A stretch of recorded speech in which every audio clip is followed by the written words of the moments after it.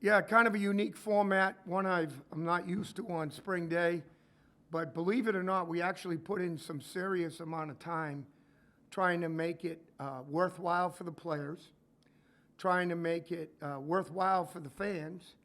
And the number one, I'll be honest, the number one piece that we were concerned about were we had some nicks and knacks. What we didn't want to have happen is some more nicks and knacks for the spring game, and now you're kind of set back going into the summer, which this is a hugely important summer for our players. I can tell you this, we're not ready yet, but we're moving in the right direction. There's a lot of good things that you can take away from today, and there's a lot of near misses that we can take away on both sides of the ball. So, I'm just really happy with their effort, their energy, the way they go about doing their business. And, I think those things are important elements if you're going to be successful. The message after the spring game was very simple. Leadership comes from within. It's not coach-driven. If it's coach-driven, it's only half as effective. When they take over the leadership piece, then we'll know where we need to be. And, like I told them, the most important next landmark time-wise is Friday night in New Orleans. That's the next one. And we've got to be ready to go at our best and healthy, wealthy, wise, and let's go to work and let's see what kind of a football team we can be. You mentioned some of the good things. What were you pleased with? Not a lot of explosive plays down the field for the defense, but on the other side of that coin, I think there were good moments in the run game for the offense. If we can't run the ball and we can't control the explosive plays on defense, then our system ain't worth it at all. It's not worth it. When you're a high pressure, and we did a little bit today, but when you're high pressure and you're trying to chase the quarterback around and you're giving up usually explosive plays, usually that's a bad sign. When you're not and your back end can hold their own and, obviously we can get after them with the front, then that's a good thing. On the other side of that coin, I say it all the time, before we can win them, we got to be in them. And if we're going to be in them, it starts with our run game.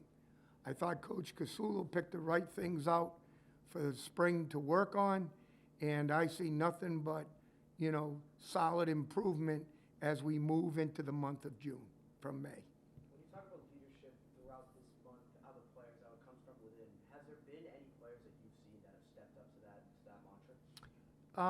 To some degree. I still think guys are trying to feel us out, feel me out, and but I think the guys are getting more and more comfortable with the way we go about our business, and I think the biggest jump will be the next couple of months.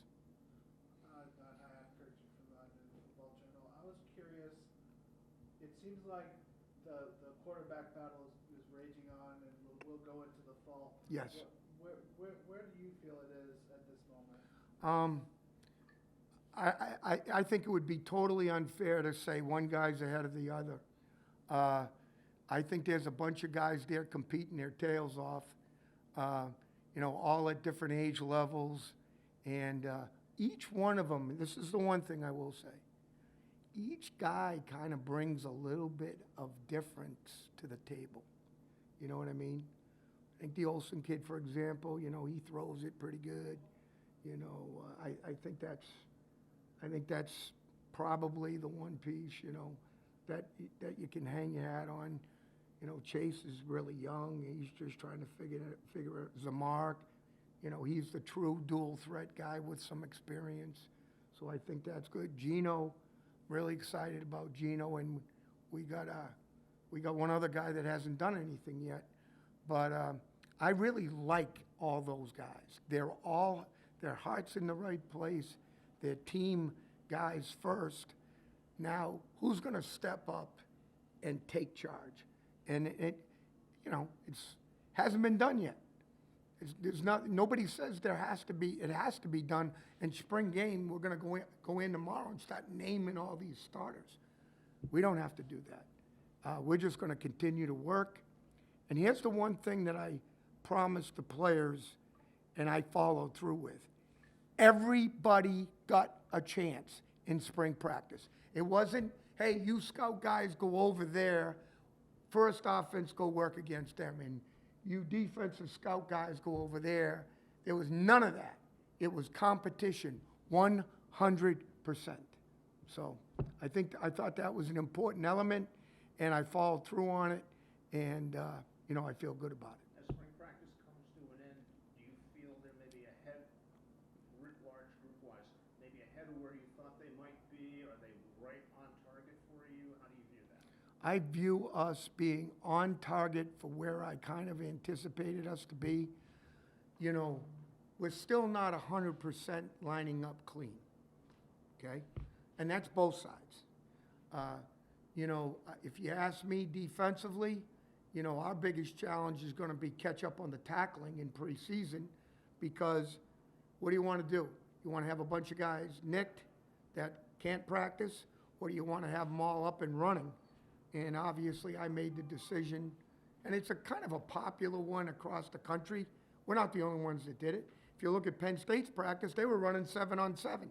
So, but what we did is we kept the guys healthy, and the reason for that is obvious. We wanted to keep them all learning. So, like we said, the important date is when we hit Tulane, we got to be ready to go. When you get to the summer and the practice leading into the season, how much hitting do you plan to do? Is it an everyday kind of thing, or is it just like? No, we'll probably go live, maybe 3 or 4 practices, but there's tackling drills in there that we'll do for the special teams and the defensive guys that'll get them ready. But, I'm a little hesitant in spring, running those drills, because some of them requires them to throw themselves on the ground and all that. And we just felt like keeping the guys up, playing fast. The most underutilized thing in college football is players not using their hands. I think we did a great job of teaching our players how to use their hands to their advantage. And if you ask me, that was probably the one thing that we made the most improvement in with our special teams guys and our defensive guys. What did you think of the turnout that you guys got and the support that you had for the first time that you were able to be back out here in McGurk and showing what the team can do? It's amazing how many 04 to 08 guys showed up. But I was overwhelmed when I saw Kari Samuel and Kole Ai. Those 2 guys could still play today. And, if you look at those 2 guys, you'd think, well, there's 2 guys that, had a big say in that national championship year from a defensive perspective. From an offensive perspective, didn't unfortunately see many guys, but all you need to do is see R.J. Cobb, and you're in for a couple of laughs. But that guy was a talented guy, played both sides of the ball.